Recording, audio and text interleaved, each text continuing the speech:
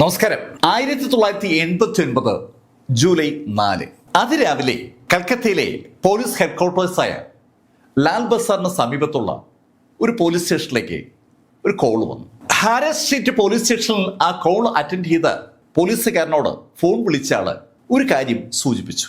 ആ കാര്യം കേട്ടപ്പോൾ തന്നെ ആ പോലീസുകാരന് തീർച്ചയായി ഇന്നത്തെ ദിവസം എന്തായാലും പോയത് തന്നെ. എന്തായാലും കോളിൽ പറഞ്ഞ കാര്യം കേട്ട ആ മനുഷ്യൻ മറ്റ് സഹപ്രവർത്തകരുമായി ആ കോൾ വിളിച്ച ആള് പറഞ്ഞ സ്ഥലത്ത് അധിക സമയം കഴിയും മുമ്പെത്തി. അവർ അവിടെ എത്തുമ്പോൾ കുറച്ച് ആളുകൾ കൂടി നിൽക്കുകയാണ്. ആ ആൾക്കൂട്ടത്തെ മാറ്റി പോലീസ് സംഭവ സ്ഥലത്ത് വരുമ്പോൾ അവർ കാണുന്നത് ഒരു സ്ത്രീ അവിടെ ആ ഫുട്പാത്തിൽ കിടക്കുന്നതാണ്. ആ സ്ത്രീയുടെ തലയുടെ വലതു ഭാഗത്ത് ശരിക്കും ശക്തമായ എന്തുകൊണ്ട് ഇടിച്ചതിന്റെ അടയാളമുണ്ട്.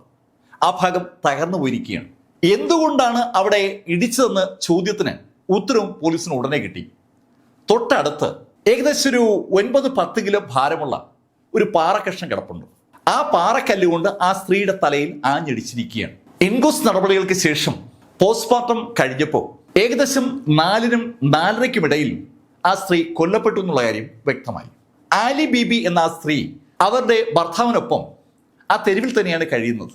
പകൽ സമയത്ത് എന്തെങ്കിലുമൊക്കെ സാധനങ്ങൾ റോഡിൽ കൊണ്ടുനടന്ന് വിൽക്കുന്ന അവരും അവർ ഭർത്താവും അന്തി ഉറങ്ങുന്നത് ആ ഫുട്പാത്തിലാണ്. അവർക്ക് വേറെ ശത്രുക്കളൊന്നുമില്ല. അവരുടെ ഭർത്താവിനും ശത്രുക്കളില്ല. ആ സാഹചര്യത്തിൽ അവരുടെ കൊലപാതകം പോലീസിനെ ഒന്ന് കുഴപ്പിച്ചു.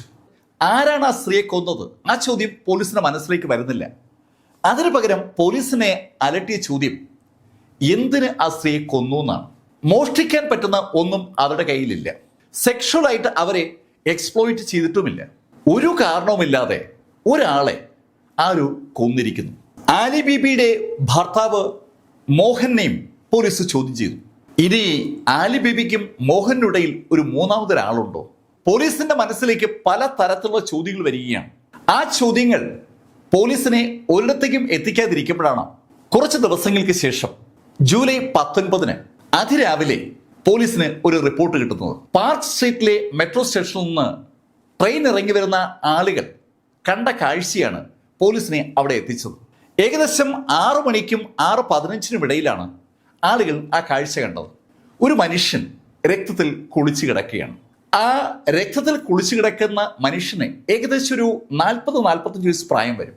അയാളുടെ ഡെഡ് ബോഡിക്ക് സമീപത്തായി ഏകദേശം ഒരു 9-10 കിലോഗ്രാം ഭാരമുള്ള ഒരു പാറക്കഷ്ണം കിടപ്പുണ്ട്. ആ പാറക്കഷ്ണം കൊണ്ട് ആ മനുഷ്യന്റെ തല ഇടിച്ച് പൊളിച്ചിരിക്കുകയാണ്. സംഭവ സ്ഥലത്ത് ഇൻക്വസ്റ്റ് നടപടികൾ തുടങ്ങിയ പോലീസ് കൊല്ലപ്പെട്ട വ്യക്തി ആരാണ് എന്നതിനെക്കുറിച്ച് ആളുകളോട് തിരക്കൊണ്ടിരിക്കുമ്പോൾ മറ്റൊരു വാർത്ത കൂടി അവർ തേടി വന്നു. അവിടെ നിന്ന് അധികം ദൂരമില്ലാതെ മറ്റൊരു സ്ഥലത്ത് ഏകദേശം ഒരു 14 വയസ്സ് പ്രായമുള്ള ഒരു ബാലൻ മരിച്ചു കിടക്കുന്നതായി റിപ്പോർട്ട് ചെയ്യപ്പെട്ടിരിക്കുകയാണ്. അവിടെയും ആ കുട്ടിയുടെ തല ഇടിച്ചു പൊട്ടിച്ചിരിക്കുകയാണ്. കൊല്ലപ്പെട്ട ആ കുട്ടിയുടെ സമീപത്തായി ഒരു പാറക്കഷ്ണമുണ്ട്. ജൂൺ 4-നാണ് ആദ്യത്തെ കൊലപാതകം റിപ്പോർട്ട് ചെയ്യപ്പെട്ടത്. ജൂലൈ 19 ഇതാ 2 കൊലപാതകങ്ങൾ കൂടി റിപ്പോർട്ട് ചെയ്യപ്പെട്ടിരിക്കുകയാണ്. ആ 3 കൊലകൾക്കുമുള്ള സാമ്യം പോലീസിനെ വല്ലാതെ അമ്പരപ്പിച്ചിരിക്കുകയാണ്. 3 കൊലകളും നടത്തിയിരിക്കുന്നത് ഒരേ ശൈലിയിലാണ്. കൊല്ലപ്പെട്ട 3 പേർക്കും തമ്മിൽ ഒരു സാമ്യമുണ്ട്. 3 പേരും ഫുട്പാത്തിൽ ഉറങ്ങുന്നവരാണ്. 3 വ്യത്യസ്ത സ്ഥലങ്ങളിലാണ് അവർ ഉറങ്ങുന്നതെന്ന് മാത്രം. ആദ്യത്തെ കൊലപാതകം നടന്ന സ്റ്റേഷനിന്റെ പരിധിയിലല്ല 2-3 കൊലപാതകം നടന്നിരിക്കുന്നത്. രണ്ടാമത്തെ 3-ാമത്തെ കൊലപാതകം മുച്ചിപ്പുര പോലീസ് സ്റ്റേഷന്റെ പരിധിയിലാണ്. ഹാൾ സ്ട്രീറ്റിലെ ഇൻസ്പെക്ടറും അന്വേഷണ ഉദ്യോഗസ്ഥരും മുച്ചിപ്പുരയിലെ ഇൻസ്പെക്ടറും അന്വേഷണ ഉദ്യോഗസ്ഥരും ഉടനെ ലാൽ ബസാറിലെത്തി. കമ്മീഷണർ അവരെ വിളിപ്പിച്ചതാണ്. അവർ കമ്മീഷണറുടെ മുറിയിലെത്തുമ്പോൾ അവിടെ വേറെയും അനവധി ഉദ്യോഗസ്ഥർ ഹാജരാണ്. ഡിറ്റക്റ്റീവ് ഡിപ്പാർട്ട്മെന്റ് തലവൻ ACPയും ഹോമിസൈഡ് ഡിപ്പാർട്ട്മെന്റ് തലവനും ഒക്കെ സ്ഥലത്തുണ്ട്. ആ ഇൻസ്പെക്ടേഴ്സ് കൂടി എത്തിയുടൻ മീറ്റിംഗ് ആരംഭിച്ചു. കമ്മീഷണർ ആദ്യം 2 ഇൻസ്പെക്ടർമാരോടും അവരുടെ നിഗമനങ്ങളെ കുറിച്ച് ചോദിച്ചു. ഹാൾ സ്ട്രീറ്റിലെ കൊലപാതകം നടന്നിട്ട് ഒരുപാട് ദിവസമായതുകൊണ്ട് അവിടുത്തെ ഇൻസ്പെക്ടർ അദ്ദേഹത്തിന് അനുഭവപ്പെട്ട കാര്യങ്ങളും അന്വേഷണത്തിൽ ലഭിച്ച പുരോഗതിയൊക്കെ അവിടെ റിപ്പോർട്ട് ചെയ്തു. അന്വേഷണ പുരോഗതിയാണ് ഇൻസ്പെക്ടർ റിപ്പോർട്ട് ചെയ്യുന്നതെങ്കിലും അത് കേട്ട കമ്മീഷണർക്കും കൂടുതലുള്ളവർക്കും ഒരു കാര്യം ബോധ്യമായി. അന്വേഷണം ഒരു ഇഞ്ച് പോലും മുന്നോട്ട് നീങ്ങിയിട്ടില്ല. മുച്ചിപ്പുര സ്റ്റേഷനിലെ സ്റ്റേഷൻ ഡ്യൂട്ടി ഓഫീസർ 2 കൊലപാതകങ്ങളുടെയും വിശദ വിവരങ്ങൾ കമ്മീഷണറെ ധരിപ്പിച്ചു. കാര്യങ്ങളൊക്കെ കേട്ട് കഴിഞ്ഞതും കമ്മീഷണർ ഡിറ്റക്റ്റീവ് ഡിപ്പാർട്ട്മെന്റ് തലവൻ ACPയോട് അദ്ദേഹത്തിന്റെ അഭിപ്രായം ചോദിച്ചു. ACP വളരെ ശ്രദ്ധിച്ചാണ് ഉത്തരം പറയുന്നത്. ഒരാളോ അല്ലെങ്കിൽ ഒന്നിലധികം ആളുകളോ ചേർന്ന് ആ കൊലപാതകങ്ങൾ നടത്തിയിരിക്കുകയാണ്. അയാൾ മനഃപൂർവ്വം ഒഴിവാക്കുന്ന പേര് സീരിയൽ കില്ലർ എന്നുള്ള പേരാണ്. സീരിയൽ കില്ലർ എന്ന പദം പറയാതെ ACP അയാളുടെ നിഗമനങ്ങൾ പറഞ്ഞപ്പോൾ ഹോമിസൈഡിലെ ഓഫീസർ അയാളുടെ അഭിപ്രായമായി ചോദിച്ചത് ഒരു സിംഗിൾ കാര്യമാണ്. ഈ 3 കൊലപാതകത്തിലും കോമൺ ആയിട്ട് ചില കാര്യങ്ങളുണ്ട്. കൊല്ലപ്പെട്ടവരൊക്കെയും ഫുട്പാത്തിൽ ഉറങ്ങുന്നവരാണ്. 2 കൊലപാതകത്തിൽ ഉപയോഗിച്ചിരിക്കുന്ന ആ പാറക്കല്ലാണ്. 3ാമത്തെ കാര്യം, 3 കൊലപാതകത്തിലും കൊല്ലപ്പെട്ട ആളുകൾ ഉറക്കത്തിലാണ് കൊല്ലപ്പെട്ടിരിക്കുന്നത്. ഉറങ്ങിക്കിടക്കുകയായിരുന്ന അവരുടെ തലയിൽ കല്ലുകൊണ്ട് ആരോ ഇടിച്ചു കൊന്നതാണ്. ഈ സാമ്യങ്ങൾ സൂചിപ്പിക്കുന്നത് ഇത് ഒരാൾ തന്നെ നടത്തിയതാകാനുള്ള സാധ്യതയാണ്. ഹോമിസൈഡ് ഡിപ്പാർട്ട്മെന്റ് ആ ശൈലിയിൽ അഭിപ്രായം പറഞ്ഞതും കമ്മീഷണർ ഉടൻ തന്നെ ഒരു ടീം കോൺസ്റ്റിറ്റ്യൂട്ട് ചെയ്തു. ഒരു കാരണവശാലും 4ാമത് ഒരു കൊല കൂടി നടക്കാൻ പാടില്ല.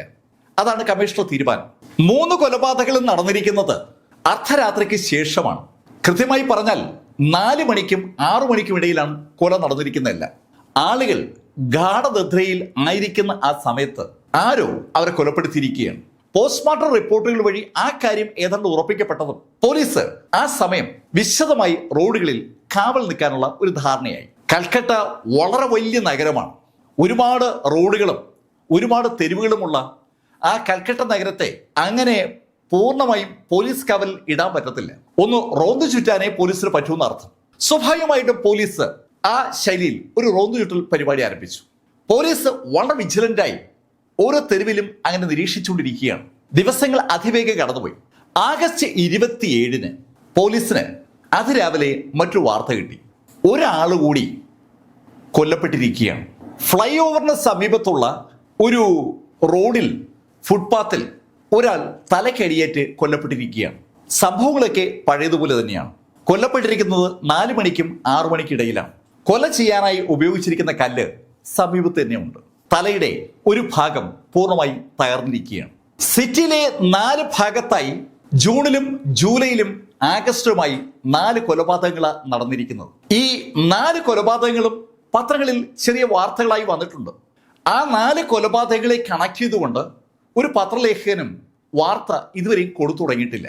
പക്ഷെ പോലീസിന് അറിയാം, ഏത് നിമിഷം വേണമെങ്കിലും പത്രക്കാർ അങ്ങനെ ഒരു വാർത്ത എഴുതും.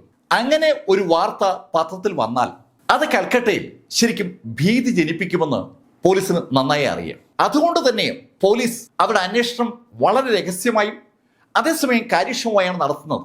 പോലീസ് കമ്മീഷണർ അനവധി ടീമുകൾ കോൺസ്റ്റിറ്റ്യൂട്ട് ചെയ്തിരിക്കുകയാണ്. ആ ഓരോ ടീമിനും വ്യക്തമായ ഏരിയ തിരിച്ചു കൊടുത്തിട്ടുണ്ട്. ആ ഏരിയ രാത്രി 10 മണി മുതൽ രാവിലെ 6 മണി വരെ നിരീക്ഷിക്കാനുള്ള ചുമതലയാണ് പോലീസുകാർക്കുള്ളത്. അതോടൊപ്പം കമ്മീഷണർ വളരെ വ്യക്തമായി ഒരു നിർദ്ദേശം കൂടി കൊടുത്തിട്ടുണ്ട്. ഒരു കാരണവശാലും പത്രക്കാർക്ക് ഇൻഫർമേഷൻ കൊടുക്കരുത്. സാധാരണഗതിയിൽ എല്ലാ പത്രക്കാർക്കും ഇൻഫർമേഷൻ കിട്ടുന്നത് പോലീസിൽ നിന്ന് തന്നെയാണ്. പോലീസ് കൊടുക്കുന്ന കഥകൾ പൊടിപ്പും തൊങ്ങലും വെച്ച് എഴുതുന്നതാണ് പത്രക്കാരുടെ ഒരു രീതി. പത്രക്കാരും പോലീസും തമ്മിലുള്ള ബന്ധത്തെക്കുറിച്ച് കമ്മീഷണർക്ക് നല്ല ധാരണ ഉള്ളത് കൊണ്ടാണ് കമ്മീഷണർ വ്യക്തമായ നിർദ്ദേശം പോലീസുകാർക്ക് ഈ കാര്യത്തിൽ കൊടുത്തത്. കാറിലും സൈക്കിളിലും നടന്നുമൊക്കെ പോലീസ് ടീം അവരുടെ പട്രോളിംഗ് നടത്തിക്കൊണ്ടിരിക്കുകയാണ്. അങ്ങനെ ഇരിക്കുമ്പോൾ സെപ്റ്റംബർ 6-ന് ഒരു വാർത്ത കൂടി അവരെ തേടി വന്നു. ഹൗറ ബ്രിഡ്ജിന്റെ വടക്ക് ഭാഗത്ത് ഫുട്പാത്തിലായി ഏകദേശം 35 വയസ്സോളം പ്രായമുള്ള ഒരാളെ കണ്ടെത്തി എന്നുള്ളതാണ് വാർത്ത. ഫുട്പാത്തിൽ ഉറങ്ങിയായിരുന്ന അയാളുടെ തല ആരോ ഇടിച്ചു പൊട്ടിച്ചിരിക്കുകയാണ്. അവിടെയും മരണത്തിന് ഇടയാക്കിയ കല്ല് തൊട്ട് സമീപത്ത് തന്നെ ഉണ്ട്. 5ാമത്തെ മരണവും റിപ്പോർട്ട് ചെയ്യപ്പെട്ടപ്പോൾ പോലീസ് സേനാംഗങ്ങൾക്കുള്ളിൽ തന്നെ ശരിക്കും ഒരു അസ്വസ്ഥ ഫീൽ ചെയ്യുന്നത് മീറ്റിംഗ് നടത്തിയപ്പോൾ കമ്മീഷണർക്കും മനസ്സിലാവുന്നുണ്ട്. കമ്മീഷണറുടെ മീറ്റിംഗ് നടക്കുമ്പോഴേക്കും പോസ്റ്റ്മോർട്ടം റിപ്പോർട്ട് അവിടെ എത്തി. മരണം നടന്നിരിക്കുന്നത് 3 മണിക്കും 3:30ക്കും ഇടയിലാണ്. നേരത്തെയുള്ള മരണങ്ങളൊക്കെ 4-നും 6-നും ഇടയിലാണെങ്കിൽ ഇത് കുറച്ചുകൂടി നേരത്തെയാണെന്ന് മാത്രം. 5ാമത്തെ മരണം റിപ്പോർട്ട് ചെയ്യപ്പെട്ടതും അന്വേഷണം കുറച്ചുകൂടി സജീവമാവുകയാണ്. 5 മരണങ്ങളും ഒരേ ശൈലിയിലാണ് നടന്നിരിക്കുന്നത്. അതുകൊണ്ട് തന്നെ 5 മരണങ്ങളുടെ പിന്നിലും ഒരാളോ അല്ലെങ്കിൽ ഒരു ഗ്രൂപ്പ് ഓഫ് ആളുകളോ ആണെന്ന് ഏകദേശ ധാരണ പോലീസിനുണ്ട്. പോലീസ് അതിശക്തമായി അവരുടെ അന്വേഷണം ആരംഭിച്ച് ഏതാനും മിനിറ്റുകൾ കഴിഞ്ഞതും ഒരു വാർത്ത അവരെ തേടിയെത്തി. അപ്പോ 5ാമത്തെ മരണം നടന്നിട്ട് ഏകദേശം 48 മണിക്കൂറേ ആയിട്ടുള്ളൂ. പോലീസ് ഹെഡ്ക്വാർട്ടേഴ്സായ ലാൽ ബസാറിൽ നിന്ന് ഏകദേശം ഒരു 700 മീറ്റർ മാറിയുള്ള ഒരു സ്ഥലത്ത് റോഡ് സൈഡിൽ ഫുട്പാത്തിൽ ഒരാളെ കൊല്ലപ്പെട്ട നിലയിൽ കണ്ടെത്തുകയാണ്. ഏകദേശം ഒരു 35 വയസ്സിനകത്ത് പ്രായമുള്ള ഒരു ചെറുപ്പക്കാരനാണ് കൊല്ലപ്പെട്ടിരിക്കുന്നത്. കൊല്ലാൻ ഉപയോഗിച്ച ആയുധം പഴയതുപോലെ സമീപത്ത് തന്നെ ഉണ്ട്. 6ാമത്തെ മരണം സംഭവിച്ച ഉടൻ പത്രങ്ങളിൽ അതൊരു ഫീച്ചറായി മാറി. സ്റ്റോൺ മാൻ എന്ന പദപ്രയോഗത്തോടു കൂടി ആ വാർത്ത സകല പത്രങ്ങളും ബ്രേക്ക് ചെയ്തു. ജൂൺ 4 ആദ്യത്തെ കൊലപാതകം, ജൂലൈ 19 ഇരട്ട കൊലപാതകം, ആഗസ്റ്റ് 27 4ാമത്തെ കൊലപാതകം, സെപ്റ്റംബർ 6 5ാമത്തെ കൊലപാതകം, സെപ്റ്റംബർ 8 6ാമത്തെ കൊലപാതകം. ഈ 6 കൊലപാതകങ്ങളെ കുറിച്ചും വിശദമായ റിപ്പോർട്ടാണ് പിറ്റേ ദിവസം എല്ലാ പത്രങ്ങളിലും വന്നത്. ശരിക്കും പത്രങ്ങൾ കൊല ചെയ്യാൻ ഉപയോഗിച്ച ആ ആയുധത്തിന്റെ ചിത്രവും പ്രസിദ്ധീകരിച്ചിട്ടുണ്ട്. ആയുധം ചോര പിടിച്ച പാറക്കഷ്ണമാണ്. ഒരു പാറക്കഷ്ണം കൊണ്ട് 6 പേരെ കൊലപ്പെടുത്തിയിരിക്കുകയാണ്. പാറക്കഷ്ണം ഉപയോഗിച്ച് ആളുകളെ കൊലപ്പെടുത്തുന്ന ആൾക്ക് പത്രങ്ങൾ ഒരു പേരിട്ടു, സ്റ്റോൺ മാൻ. പത്രങ്ങൾ ബ്രേക്ക് ചെയ്ത വാർത്ത സ്വാഭാവികമായിട്ടും വലിയൊരു പേടി ആളുകൾ ഉണ്ടാക്കേണ്ടതാണ്. പക്ഷേ ഇവിടെയാണ് സമൂഹത്തിന്റെ മനസ്സാക്ഷി ലേശം വ്യത്യസ്തമായി ചിന്തിക്കുന്ന ഒരു കാഴ്ച നമ്മൾ കാണുന്നത്. പത്രം വാങ്ങുകയും വായിക്കുകയും ചെയ്യുന്ന ആളുകൾ അപ്പർ ലെവലിലും മിഡിൽ ലെവലിലുമുള്ള ആളുകളാണ്. തെരുവിൽ കിടന്നുറങ്ങുന്ന ആളുകൾ സാധാരണഗതിയിൽ പത്രം വാങ്ങാനോ വായിക്കാനോ ശ്രമിക്കാറില്ല. അവരുടെ അന്നോടന്നത്തെ ജീവിതം മുന്നോട്ടു പോകുക എന്നുള്ളത് മാത്രമാണ് അവരുടെ താല്പര്യം. അതിനിടയിൽ രാവിലെ പത്രം വാങ്ങാനും വായിക്കാനും അവർ സമയം കണ്ടെത്താറ് പോലുമില്ല. പത്രം വായിക്കുന്ന ആളുകൾ വളരെ വ്യക്തമായി ഒരു കാര്യം മനസ്സിലാക്കി, കൊല്ലപ്പെട്ടിരിക്കുന്നതൊക്കെയും ഭിക്ഷ യാചിക്കുന്നവരോ അഗതികളോ പ്രോസ്റ്റിറ്റ്യൂട്ടുകളോ തെരുവ് കച്ചവടക്കാരോ ഒക്കെയാണ്. അവർക്ക് നമ്മളെപ്പോലുള്ള ആളുകളുമായി വേറെ ബന്ധമൊന്നുമില്ല. നമ്മളെന്തിനാ ഭയപ്പെടുന്നത്? ആ ഒരു ചിന്തയാണ് പത്രം വാങ്ങാൻ പണമുള്ള ആളുകൾക്ക് സ്വാഭാവികമായും തോന്നിയത്. അതുകൊണ്ട് തന്നെ ആളുകൾ പരസ്പരം പറയുകയും ചെയ്തു, തെരുവിലുള്ള ആളുകളിലെ കൊല്ലപ്പെടുന്നത്. തെരുവിലുള്ള ആളുകൾക്ക് സാധാരണ ആളുകൾ കൊടുക്കുന്ന വിലയാണ് അവരുടെ സംഭാഷണത്തിൽ പ്രതിഫലിക്കുന്നത്.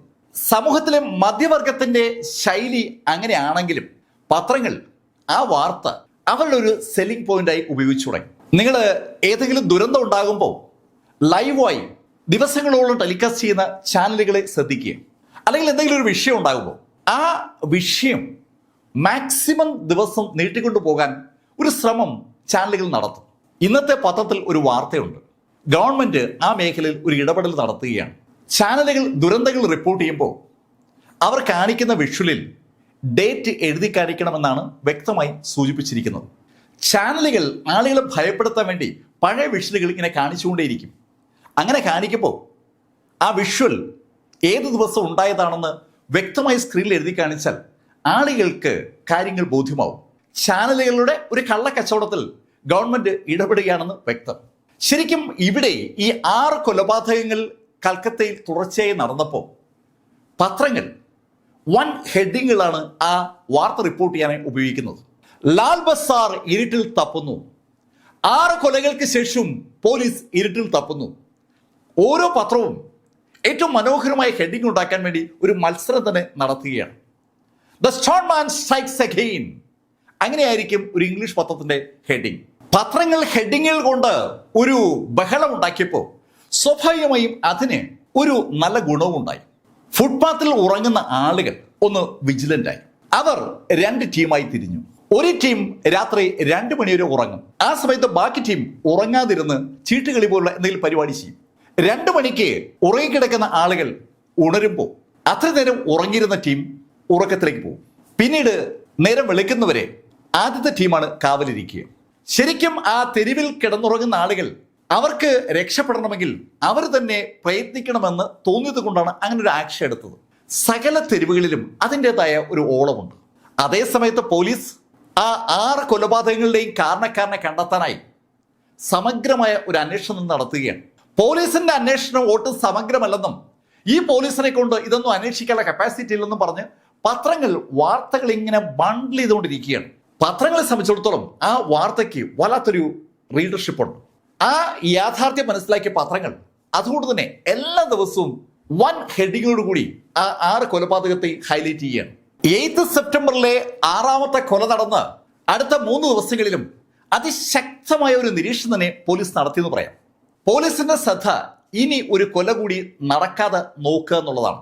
അതേ ശ്രദ്ധ നിരത്തിൽ ഉറങ്ങുന്ന ടീമുകൾക്കുമുണ്ട്. എല്ലാവരും ജാഗരൂകരായിരിക്കുമ്പോൾ സെപ്റ്റംബർ 11 3:30 ഒരു ന്യൂസ് റിപ്പോർട്ട് ചെയ്യപ്പെട്ടു. കടകളിൽ പാല് വിൽക്കുന്ന ഒരാള് 3-നും 3:15 ഇടയിൽ 2-3 കൊലപാതകങ്ങൾ നടന്ന മുച്ചിപ്പുര സ്റ്റേഷൻ പരിധിയിൽ ഒരു ഫുട്പാത്തിൽ കല്ലുകൊണ്ടുള്ള ഇടിയേറ്റ് തല തകർന്ന മട്ടിൽ കാണപ്പെട്ടു എന്നാണ് വാർത്ത. ഭാഗ്യത്തിന് അയാൾക്ക് ജീവൻ പോയിട്ടില്ല. അയാളെ ഹോസ്പിറ്റലിലേക്ക് ഷിഫ്റ്റ് ചെയ്തു എന്നുള്ള വാർത്തയും അതിനോടൊപ്പം സ്പ്രെഡായി. ആ മനുഷ്യന്റെ പേര് തേഗാറായി എന്നാണ്. തേഗാറായിയെ ഹോസ്പിറ്റലിലേക്ക് കൊണ്ടുവരുമ്പോൾ അയാൾക്ക് ബോധമില്ല. തേഗാറായിയുടെ ജീവൻ രക്ഷിക്കാനായി ഡോക്ടേഴ്സ് പഠിച്ചപടി 18 നോക്കിയെങ്കിലും അവർക്ക് തേഗാറായിയുടെ ജീവൻ രക്ഷിക്കാൻ പറ്റിയില്ല. സെപ്റ്റംബർ 11 ഹോസ്പിറ്റലിൽ എത്തിയ തേഗാറായി സെപ്റ്റംബർ 13 മരണപ്പെട്ടു എന്നുള്ള വാർത്ത പത്രങ്ങൾ റിപ്പോർട്ട് ചെയ്തു. 7ാമത്തെ കൊലപാതകം കൂടി റിപ്പോർട്ട് ചെയ്യപ്പെട്ടതോടുകൂടി കൽക്കട്ട ഒന്നടങ്കം വിറച്ചു എന്ന് പറയാം. ശരിക്കും അതിന്റെ പ്രതിഫലനം കൽക്കത്ത നിയമസഭയിലും ഉണ്ടായി. മുഖ്യമന്ത്രി ജ്യോതി ബാസുവിനെയും ബാക്കി മന്ത്രിമാരെയും പ്രതിപക്ഷം ഏതാണ്ട് മുൾമുനിൽ നിർത്തി ചോദ്യം ചെയ്യുകയാണ്. ഇവിടെ ഒരു ഭരണമുണ്ടോ എന്നൊരു ചോദ്യം പ്രതിപക്ഷം ചോദിക്കുമ്പോൾ ഒരു മറുപടി പറയാൻ കഴിയാത്ത ശൈലിയിൽ ജ്യോതി ബാസുവും ഭരണകൂടവും ഏതാണ്ട് വിറച്ചു എന്ന് പറയാം. ജൂൺ 4 മുതൽ സെപ്റ്റംബർ 11 വരെയുള്ള ചുരുക്കം ദിവസങ്ങൾ കൊണ്ട് കൊല്ലപ്പെട്ടിരിക്കുന്നത് 7 പേരാണ്. സ്വാഭാവികമായിട്ടും ഈ പ്രശ്നം ലോകസഭയിലും ഉന്നയിക്കപ്പെട്ടു. അന്ന് കേന്ദ്രം ഭരിക്കുന്നത് VP സിംഗ് ആണ്. VP സിംഗിന്റെ മന്ത്രിസഭയ്ക്ക് പിന്തുണ കൊടുക്കുന്ന MP-മാർ പശ്ചിമ ബംഗാളിൽ നിന്നുള്ള ആളുകളാണ്. സ്വാഭാവികമായിട്ടും രാജീവ് ഗാന്ധിയുടെ നേതൃത്വത്തിലുള്ള പ്രതിപക്ഷം VP സിംഗിനെയും ഭരണകൂടത്തെയും ലോകസഭയിൽ ഏതാണ്ട് നിർത്തി പൊരിച്ചു എന്ന് പറയാം. ലോകസഭയിലും അതുപോലെ വിധാൻസഭയിലും ഒരേ സമയത്ത് പ്രശ്നങ്ങൾ സ്റ്റാർട്ട് ചെയ്തതോടുകൂടി സകല നാഷണൽ ഡെയിലികളും ഈ വാർത്ത റിപ്പോർട്ട് ചെയ്തു തുടങ്ങി. നാഷണൽ ഡെയിലികൾ ആ വാർത്ത റിപ്പോർട്ട് ചെയ്തതോടുകൂടി ഇന്റർനാഷണൽ മാധ്യമങ്ങളും ആ വാർത്ത ഏറ്റെടുത്തു. ഗാർഡിയൻ പത്രം ഒരു വൻ ഹെഡിങ്ങോട് കൂടിയാണ് ആ വാർത്ത റിലീസ് ചെയ്തത്. കൽക്കട്ടാസ് മിഡ് നൈറ്റ് സീരിയൽ കില്ലർ, അതായിരുന്നു ഗാർഡിയന്റെ ഹെഡിങ്. സകല പത്രങ്ങളും കൽക്കട്ടയിലെ കൊലപാതകത്തിലേക്ക് അവരുടെ ശ്രദ്ധ കേന്ദ്രീകരിച്ചിരിക്കുകയാണ്. ഏകദേശം 3 മാസം കൊണ്ട് 7 കൊലപാതകങ്ങളാണ് നടന്നിരിക്കുന്നത്. ജൂൺ 4-നും സെപ്റ്റംബർ 11-നും ഇടയിൽ നടന്ന 7 കൊലപാതകങ്ങളെ കുറിച്ചും വിശദമായ അന്വേഷണ റിപ്പോർട്ടുകളാണ് പത്രങ്ങൾ പ്രസിദ്ധീകരിക്കുന്നത്. ആ 7 കൊലപാതകങ്ങൾക്കുമുള്ള സാമ്യം പത്രങ്ങൾ കൃത്യമായി റിപ്പോർട്ട് ചെയ്തിട്ടുണ്ട്. കൊല്ലപ്പെട്ടിരിക്കുന്ന എല്ലാവരും നിരത്തിൽ ഉറങ്ങുന്നവരാണ്. കൊല്ലപ്പെട്ടിരിക്കുന്ന എല്ലാവരും രാത്രിയാണ് കൊല്ലപ്പെട്ടിരിക്കുന്നത്. അവരെ 7 പേരെയും കൊന്നിരിക്കുന്നത് പാറക്കഷ്ണം ഉപയോഗിച്ചാണ്. കൊന്നത് തലയിൽ പാറക്കഷ്ണം കൊണ്ട് ഇടിച്ചുമാണ്. ഒരുപാട് സാമ്യങ്ങൾ ആ കൊലപാതകങ്ങൾക്കുണ്ട്. അതുകൊണ്ട് തന്നെ ആ കൊലകൾ നടത്തിയത് ഒരു വ്യക്തി തന്നെ ആയിരിക്കും എന്ന ശൈലിയിൽ പത്രങ്ങൾ വാർത്ത കൊടുത്തു തുടങ്ങി. ഒരു വ്യക്തിയാണ് ആ കൊല നടത്തിയെങ്കിൽ അതിന്റെ അർത്ഥം നടന്നിരിക്കുന്നത് സീരിയൽ കൊലപാതകമാണെന്നാണ്. രാത്രിയിൽ ആളുകളെ കൊല്ലാനായി ഒരു സീരിയൽ കൊലപാതകി ഇറങ്ങിയിരിക്കുകയാണ് എന്നതായി വാർത്തയുടെ സാരം. സീരിയൽ കൊലപാതകങ്ങൾ നടത്തിയിട്ടുള്ള ആളുകളെ മുഴുവൻ നമ്മളൊന്ന് പഠിച്ചാൽ മറ്റുള്ളവരുടെ സന്തോഷത്തിലും അംഗീകാരത്തിലും സങ്കടത്തിലും ദുഃഖത്തിലും എന്ന് വേണ്ട ഒരു കാര്യങ്ങളിലും ഒരു താല്പര്യവും കാണിക്കാത്ത ആളുകളാണ് പതുക്കെ സീരിയൽ കൊലപാതകികളായി മാറുന്നതെന്ന് ഒരു പഠനം വിളിച്ചു പറയുന്നുണ്ട്. അപ്പോൾ ഈ നടത്തിയിരിക്കുന്ന 7 കൊലപാതകങ്ങളും ചിലപ്പോ ആ ശൈലിയിലുള്ള ഒരാളായിരിക്കാം നടത്തിയിരിക്കുക. അങ്ങനെ അല്ലാത്ത സീരിയൽ കില്ലറും ഉണ്ട്. അവരെ നമ്മൾ വിളിക്കുക ശ്രദ്ധ പിടിച്ചുപറ്റാൻ ശ്രമിക്കുന്ന ആളുകൾ എന്നാണ്. മറ്റുള്ള ആളുകളുടെ ശ്രദ്ധ പിടിച്ചുപറ്റാനായി എന്ത് ചെയ്യാം എന്നതിനെ കുറിച്ച് ആലോചിക്കുന്ന ആളുകൾ അവസാനം ചിലപ്പോ എത്തിച്ചേരുക സീരിയൽ കൊലപാതകത്തിലേക്കാവും. സകലരും തന്നെ കുറിച്ച് പറയുന്നത് കേൾക്കാൻ ഒരു ആഗ്രഹം. അവരെക്കുറിച്ച് പത്രങ്ങളിൽ എഴുതുന്ന വാർത്തകൾ വായിച്ച് വളരെ സന്തോഷിക്കുന്ന ആളുകൾ സീരിയൽ കൊലപാതകം നടത്തിക്കൊണ്ടേയിരിക്കും. സീരിയൽ കൊലപാതകത്തെക്കുറിച്ച് ആളുകൾ സംസാരിക്കുമ്പോൾ അവരുടെ കൂട്ടത്തിൽ ചെന്നിരുന്ന് ആ കഥ കേൾക്കുക. അത് കേൾക്കുമ്പോൾ അവരുടെ ഉള്ളിൽ വല്ലാത്തൊരു സന്തോഷം ഇങ്ങനെ ഉണ്ടാവും. ആ സന്തോഷം പിറ്റേന്ന് വേറൊരു കൊല നടത്താൻ അവരെ പ്രേരിപ്പിക്കുകയും ചെയ്യും. വീണ്ടും ആളുകൾ തങ്ങളെക്കുറിച്ച് പറയുന്നത് കേൾക്കാനുള്ള ഒരു മോഹം. അങ്ങനെയുള്ള ആളുകളും സീരിയൽ കൊലപാതകളുടെ കൂട്ടത്തിലുണ്ട്. ഇനി ആ ശൈലിയിലുള്ള ആരെങ്കിലും ആണോ ഈ കൽക്കട്ടയിലെ കൊലപാതകങ്ങൾ നടത്തുന്നത്? ഇനി വേറൊരു കൂട്ടരുണ്ട്. അവര് കൊല നടത്തുന്നത് ശരിക്കും ത്രില്ലിന് വേണ്ടിയാണ്. ആ നിരത്തിൽ അങ്ങനെ ഉറങ്ങിക്കിടക്കുന്ന ആളുകളുടെ കൂട്ടത്തിൽ ഒരാളുടെ തല മറ്റുള്ള ആരും അറിയാതെ ഇടിച്ച് പൊട്ടിക്കുമ്പോൾ അയാൾക്ക് ലഭിക്കുന്ന ഒരു എക്സൈറ്റ്മെന്റ്, ഒരു ത്രിൽ, അയാളെ ആ കൊല ആവർത്തിക്കാൻ പ്രേരിപ്പിക്കും. ഒരുപാട് സീരിയൽ കൊലപാതകികൾ ആ ശൈലിയിലുണ്ട്. ആ കൊല വീണ്ടും വീണ്ടും ആവർത്തിക്കുമ്പോൾ അത് അയാളെ വീണ്ടും വീണ്ടും ത്രില്ലടിപ്പിച്ചുകൊണ്ടേയിരിക്കും. ശരിക്കും അയാൾ പോലും അറിയാതെ അയാൾ ആ ത്രിൽ അങ്ങ് അഭിനമിച്ചു പോവുകയാണ്. വീണ്ടും വീണ്ടും ആ കൊല നടത്താനായി അവൻ പരിശ്രമിച്ചുകൊണ്ടിരിക്കുമ്പോൾ പുതിയ പുതിയ ലാവണകൾ കണ്ടെത്തി പുതിയ പുതിയ ശൈലിയിൽ അവൻ ആ കൊല നടത്തിക്കൊണ്ടേയിരിക്കും. അങ്ങനെയുള്ള സീരിയൽ കില്ലേഴ്സും ഒരുപാടുണ്ട്. ഇനി ആ ശൈലിയിലുള്ള ഒരു സീരിയൽ കില്ലർ ആണോ കൽക്കട്ടയിലെ കൊലകൾ നടത്തുന്നത്? പോലീസും പത്രങ്ങളും ഈ ചോദ്യങ്ങൾ ആവർത്തിച്ചുകൊണ്ടിരിക്കുകയാണ്. പോലീസ് ഇതിൽ ഏത് ശൈലിയിലുള്ള സീരിയൽ കില്ലറാണ് ഈ കൊല നടത്തുന്നതിനെ കുറിച്ച് ആലോചിച്ചുകൊണ്ടിരിക്കുമ്പോഴാണ് 83-നും 86-നും ഇടയിൽ ബോംബെയിൽ സമാന സ്വഭാവത്തിൽ നടന്ന ഒരു സീരിയൽ കൊലപാതക പരമ്പരയെക്കുറിച്ച് പോലീസ് ശ്രദ്ധിക്കുന്നത്. അന്ന് 1 ഡസനിലധികം ആളുകളെ ഇതേപോലെ ആരോ തലക്കടിച്ച് കൊലപ്പെടുത്തിയിരുന്നു. അതിനെക്കുറിച്ച് അന്വേഷിക്കാനായി ആ വിവരം അറിഞ്ഞ കൽക്കട്ട പോലീസ് നേരെ ബോംബെക്ക് തിരിച്ചു. അവിടെ എത്തി ആ കൊലപാതകങ്ങളുമായി ബന്ധപ്പെട്ട വിവരങ്ങളൊക്കെ അവർ ശേഖരിച്ചു. ആ കൊലപാതകങ്ങൾ നടത്തിയ വ്യക്തിയെ ബോംബെ പോലീസിന് പിടികൂടാൻ പറ്റിയിട്ടില്ല. 86-ന് ശേഷം ബോംബെയിൽ ആ ശൈലിയിലുള്ള കൊലപാതകങ്ങൾ പിന്നീട് റിപ്പോർട്ട് ചെയ്തിട്ടുമില്ല. 3 വർഷങ്ങൾക്ക് ശേഷം ഇതാ കൽക്കട്ടയിൽ സമാന സ്വഭാവത്തിൽ കൊലപാതകങ്ങൾ റിപ്പോർട്ട് ചെയ്തിരിക്കുകയാണ്. 83-നും 86-നും ഇടയിൽ ബോംബെയിൽ 1 ഡസൻ ആളുകളെ കൊലപ്പെടുത്തിയ ആൾ ഇനി അയാളുടെ താവളം ബോംബെയിൽ നിന്ന് കൽക്കട്ടയിലേക്ക് മാറ്റിയതാണോ? ആ ചോദ്യം സ്വാഭാവികമായും പോലീസിന്റെ മനസ്സിലുണ്ട്. അതുകൊണ്ടാണ് അവർ ബോംബെയിലെത്തി ആ വിവരങ്ങൾ കളക്ട് ചെയ്യുന്നത്. പോലീസ് മുംബൈയിലെ ആ സീരിയൽ കില്ലറെ കുറിച്ച് തിരക്കിക്കൊണ്ടിരിക്കുന്ന അതേ സമയത്ത് തന്നെ കൽക്കട്ടയിൽ എല്ലാ ദിവസവും ആരെങ്കിലുമൊക്കെ അറസ്റ്റിലാവുന്നുണ്ട്. കൽക്കട്ട പോലീസിന്റെ ഫോൺ നമ്പറിലേക്ക് ഇഷ്ടംപോലെ കോളുകൾ വരും. ദാ ഇവിടെ സീരിയൽ കില്ലർ പോലെ ഒരാളെ കണ്ടു എന്ന് പറഞ്ഞിട്ട് ഫോൺ കോളായിരിക്കും വരിക. വിവരമറിയുന്ന പോലീസ് ഉടൻ തന്നെ സ്ഥലത്ത് പാഞ്ഞെത്തും. അവിടെ പോലീസ് എത്തുമ്പോൾ പോലീസ് കാണുക തൂണിൽ കെട്ടിയിട്ടിരിക്കുന്ന നിരയിൽ ഏതെങ്കിലും ചെറുപ്പക്കാരനെ ആയിരിക്കും. അവനെ പിടികൂടിയ നാട്ടുകാർ അതിനിടയിൽ ആ ചെറുപ്പക്കാരനെ കാര്യമായി കൈകാര്യം ചെയ്തിട്ടുണ്ടാവും. പോലീസ് കാര്യങ്ങളൊക്കെ തിരക്കുമ്പോഴാണ് അവന് ഈ കൊലപാതകങ്ങളുമായി ബന്ധമില്ലെന്ന് ബോധ്യമാകുന്നത്. അങ്ങനെയുള്ള ഒരു 10 കേസെങ്കിലും ദിവസം റിപ്പോർട്ട് ചെയ്യപ്പെടും. ഏതെങ്കിലും അപരിചിതനെ രാത്രി എപ്പോഴെങ്കിലും തെരുവിൽ കണ്ടാൽ ആ നിമിഷം പിടികൂടി കെട്ടിയിടുക എന്നുള്ളത് ആളുകളുടെ ഒരു സ്ഥിരം രീതിയായി. പോലീസിനെ സംബന്ധിച്ചിടത്തോളം അത് ശരിക്കും ഒരു വലിയ ബുദ്ധിമുട്ടായി മാറുകയും ചെയ്തു. ഏതെങ്കിലും ശൈലിയിൽ അല്പം സൈക്കോപാത്ത് ആയിട്ടുള്ള ആളുകളായാണ് രാത്രി കിട്ടുന്നതെങ്കിൽ പിന്നെ അവന്റെ കാര്യം പറയുകയും വേണ്ട. ആളുകൾ അവനെ പൊതിരെ തല്ലി പോലീസിന് ഹാൻഡ് ഓവർ ചെയ്യും. അവസാനം അവനല്ല കൊലപാതകം എന്ന് അറിയുമ്പോഴേക്കും അവൻ ഇടികൊണ്ട് പരുവായിട്ടുണ്ടോ. ഇങ്ങനെയുള്ള ഒത്തിരി കേസുകൾ റിപ്പോർട്ട് ചെയ്തിട്ടിരിക്കുമ്പോഴാണ് ഒക്ടോബർ 19-ന് പോലീസിന് ഒരു കോൾ വരുന്നത്. ഡോക്ടർ അഹമ്മദ് മെഡിക്കൽ കോളേജിന് സമീപത്തായി റോഡിൽ ഫുട്പാത്തിൽ ഒരു ചെറുപ്പക്കാരൻ തലയിൽ പാറ കൊണ്ടുള്ള ഇടിയേറ്റ് കൊല്ലപ്പെട്ടിരിക്കുന്നു എന്ന വാർത്തയാണ് റിപ്പോർട്ട് ചെയ്യപ്പെട്ടത്. പെട്ടെന്ന് തന്നെ ആ നമ്പർ കൂടി നേരത്തതിന് ഒപ്പം കൂട്ടിച്ചേർക്കപ്പെട്ടു. സീരിയൽ കൊലപാതകി ഇതാ അയാളുടെ നമ്പർ വർദ്ധിപ്പിച്ചിരിക്കുന്നു.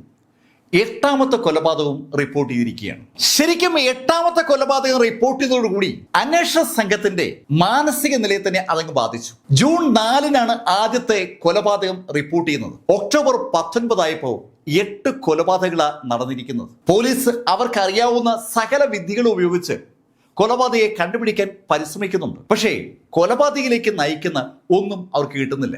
ശാസ്ത്രീയമായിട്ട് കൊലപാതകയെ കണ്ടുപിടിക്കാൻ കഴിയില്ല എന്ന ഏകദേശ ധാരണയായതും സ്വാഭാവികമായിട്ടും പോലീസ് സംഘാംഗങ്ങൾ അടുത്ത ഓപ്ഷൻ ആലോചിച്ചു.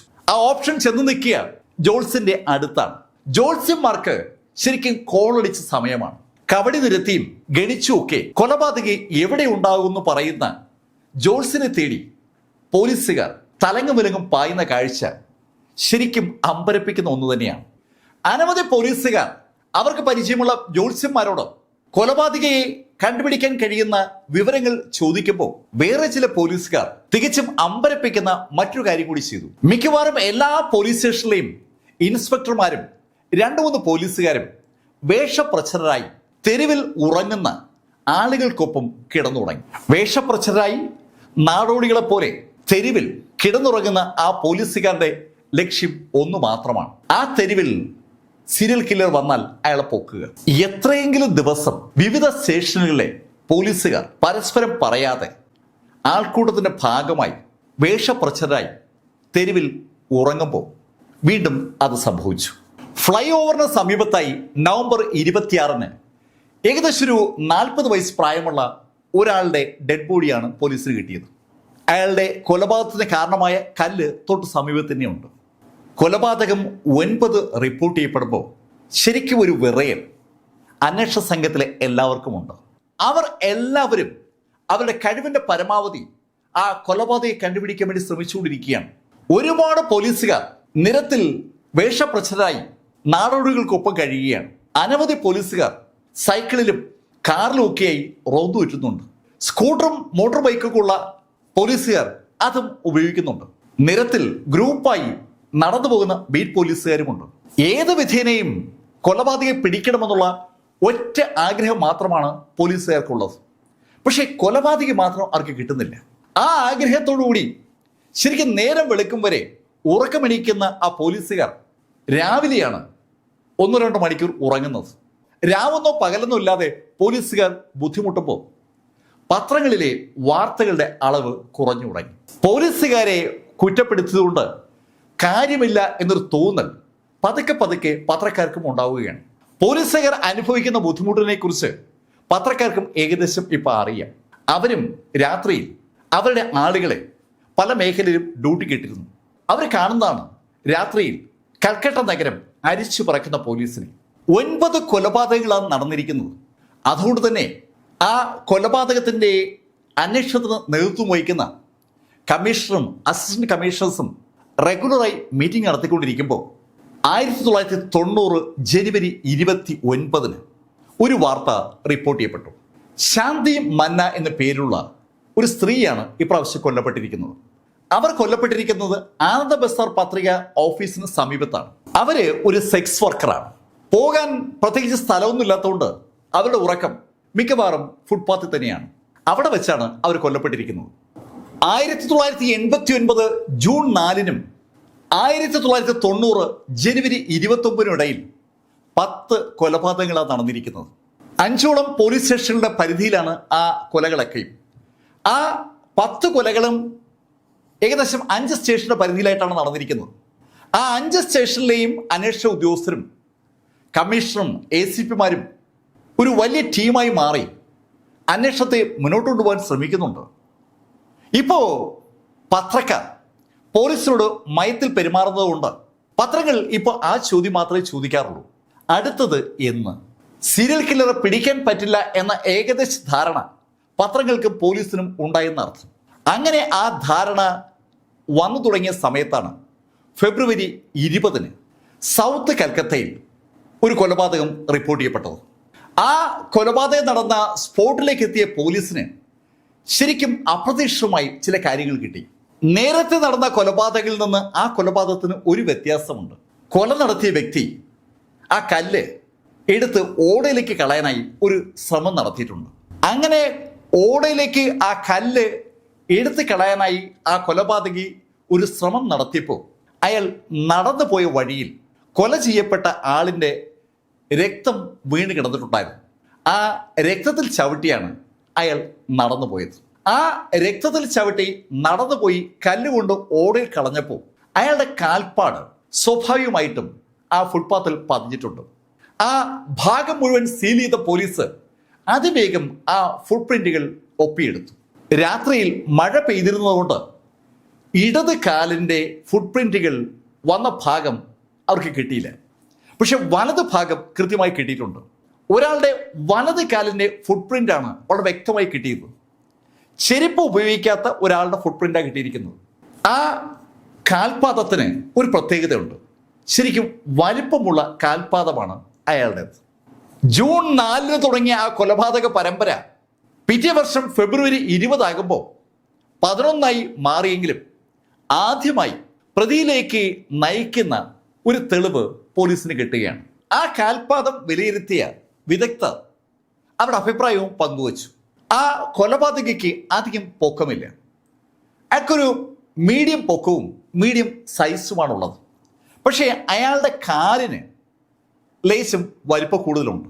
ആ ഇൻഫർമേഷൻ്റെ അടിസ്ഥാനത്തിൽ ലാൽ ബസാറിലും വിവിധ സ്റ്റേഷനുകളിലുമുള്ള പോലീസ് റെക്കോർഡുകളൊക്കെയും പരിശോധനയ്ക്ക് വിധേയമാക്കി. അവർ ഇതിനു മുമ്പേ അറസ്റ്റ് ചെയ്തിട്ടുള്ള ഏതെങ്കിലും വ്യക്തിക്ക് ആ കാൽപാദമുള്ള വ്യക്തിയുമായി സാമ്യമുണ്ടോ എന്ന് നോക്കുക എന്നുള്ളതാണ് പോലീസിന്റെ ലക്ഷ്യം. പോലീസ് ആ മേഖലയിൽ ശരിക്കും ഒരു അന്വേഷണം നടത്തിക്കൊണ്ടിരിക്കുമ്പോൾ ഒരു പോലീസ് ഉദ്യോഗസ്ഥൻ അയാൾ സമീപിച്ച ഒരു ജോത്സ്യൻ പറഞ്ഞ കാര്യം മേലുദ്യോഗസ്ഥരെ ധരിപ്പിച്ചു. ജോത്സ്യന്റെ അഭിപ്രായത്തിൽ ആ വ്യക്തിയുടെ നടത്തത്തിന് ഒരു പ്രത്യേകത ഉണ്ട്. ആ വ്യക്തി വലിയ പക്ഷികൾ നടക്കും പോലെയാണ് കാലുകൾ മുന്നോട്ട് വയ്ക്കുക. ശരിക്കും പൊക്കമുള്ള പക്ഷികൾ നടക്കുമ്പോൾ അതിന് ഒരു രീതിയുണ്ട്. ആ ശൈലിയിൽ നടക്കുന്ന വ്യക്തിയാണ് ഈ കൊലപാതകം നടത്തിയെന്ന് ജോത്സ്യൻ പറഞ്ഞതോടുകൂടി പോലീസിന് ഒരു വല്ലാത്ത ആശ്വാസമായി. റോഡിലൂടെ പക്ഷിയെ പോലെ നടക്കുന്ന ആളെ കണ്ടുപിടിച്ചാൽ മാത്രം മതിയല്ലോ. ഇന്നത്തെ പോലെ CCTV-കളൊന്നും ഉള്ള കാലഘട്ടമല്ല. അതുകൊണ്ട് തന്നെ CCTV ആയി മാറേണ്ടത് പോലീസുകാരാണ്. പോലീസുകാർ റോഡിൽ പോകുന്ന ആളുകളെ നിരീക്ഷിച്ചു തുടങ്ങി. സ്വാഭാവികമായിട്ടും പോലീസ് വഴി വിവരങ്ങൾ ചോർന്നു കിട്ടിയപ്പോൾ നാട്ടുകാരും പക്ഷിയെ പോലെ നടക്കുന്ന ആളുകളെ നിരീക്ഷിച്ചു തുടങ്ങി.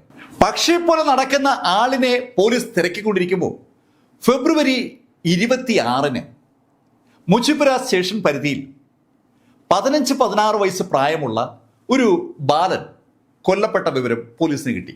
അവന്റെ തലയും പാറ കൊണ്ട് ആരോ ഇടിച്ചു പൊട്ടിച്ചിരിക്കുകയാണ്. കൊലപാതകം നമ്പർ 12 റിപ്പോർട്ട് ചെയ്യപ്പെട്ടിരിക്കുന്നത്. പക്ഷിയെ പോലെ നടക്കുന്ന ആളെ കണ്ടുപിടിക്കാനായി ഒരു ടീം പോലീസ് നിരത്തിലുള്ളപ്പോഴാണ് അവർ ഉണ്ടായിരുന്ന നിരത്തിന് സമീപത്തുള്ള നിരത്തിൽ ആ ബാലൻ കൊല്ലപ്പെട്ട വിവരം അവരറിയുന്നത്. അവർ ഓടി സ്പോട്ടിലെത്തിയെങ്കിലും അവിടെ അവരെ കാത്ത് പ്രതി ഉണ്ടായിരുന്നില്ല. 12 കൊലപാതകങ്ങൾ ഏകദേശം 6 മാസത്തിനുള്ളിൽ കൽക്കട്ടയിൽ നടന്നിരിക്കുകയാണ്. സ്വാഭാവികമായിട്ടും ലോകസഭയിലും നിയമസഭയിലും ആ വിഷയം വലിയ കോലാഹലം ഉണ്ടാക്കിക്കൊണ്ടിരിക്കുകയാണ്. കൽക്കത്ത ഭരണകൂടത്തിന് ജനങ്ങളുടെ സുരക്ഷിതത്വം ഉറപ്പാക്കാൻ കഴിയുന്നില്ല എന്ന ശൈലിയുള്ള പ്രചാരണം വൻതോതിൽ നടക്കുന്നുണ്ട്. ജ്യോതി ബാസുവും കണക്റ്റഡ് മന്ത്രിമാരും ഒക്കെ നിയമസഭയിൽ മറുപടി പറയാൻ ശ്രമിക്കുന്നുണ്ടെങ്കിലും അവർക്കും ഒരു കോൺഫിഡൻസ് കുറവുണ്ട്. എങ്ങനെയൊക്കെ അവർ ഡിഫെൻഡ് ചെയ്യാൻ ശ്രമിച്ചാലും മരണം നടന്നുകൊണ്ടേയിരിക്കുകയാണ്. പക്ഷേ രസകരമായൊരു കാര്യം, ഫെബ്രുവരി 26-ന്റെ ആ കൊലപാതകത്തിന് ശേഷം പിന്നീട് ഒരു കൊല പോലും റിപ്പോർട്ട് ചെയ്യപ്പെട്ടില്ല. പോലീസിന്റെ അന്വേഷണം ഊർജിതമായതുകൊണ്ടാണോ പിന്നീട് കൊല നടക്കാത്തതെന്ന ചോദ്യത്തിനും ഒരു ഉത്തരം പറയാൻ പറ്റില്ല. കഴിഞ്ഞ വർഷങ്ങളിലൊക്കെയും പോലീസ് ആ 12 കൊലകൾ നടത്തിയ വ്യക്തിയെ തിരക്കി ഇറങ്ങിയെങ്കിലും അവർക്ക് കിട്ടിയില്ല എന്നാണ് സത്യം. ഇവിടെ സമാനതയുള്ളത് ഒരേ ഒരു കാര്യമാണ്. 83 മുതൽ 86 വരെ ബോംബെ തെരുവിനെ വിറപ്പിച്ച കൊലപാതകം നടത്തിയ ആള് കൃത്യം 12 കൊലകൾ നടന്നപ്പോൾ അവിടുത്തെ കൊല അവസാനിപ്പിച്ചിരുന്നു. കൽക്കട്ടയിൽ കൊല നടന്നു തുടങ്ങുന്നത് 89 ജൂൺ 4 മുതലാണ്. 90 ഫെബ്രുവരി 26 ആയപ്പോൾ അവിടെയും 12 കൊല നടന്നു. 12 കൊല കഴിഞ്ഞതും ഓട്ടോമാറ്റിക്കായിട്ട് ആ കൊലപാതകങ്ങളിൽ നിന്നു.